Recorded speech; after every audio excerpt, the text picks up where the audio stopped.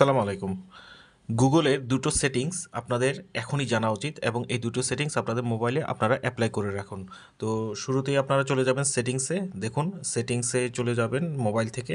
মোবাইলের settings option থেকে চলে যাওয়ার পর আপনারা চলে যাবেন আপনাদের গুগল এই অপশনটাতে চলে যাবেন, ক্লিক করবেন। ক্লিক করার পর এখানে অল সার্ভিস এটাতে ক্লিক করবেন। ক্লিক করার পর নিচে নামবেন।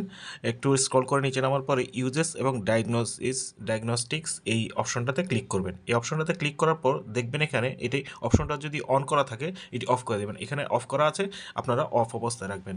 এ গেল একটি সেটিংস। আরেকটি সেটিংস আপনারা গুরুত্বপূর্ণ সেটিংস দেখে রাখুন, যেটা হচ্ছে পার্সোনালাইজ ইউজিং শেয়ার ডাটা।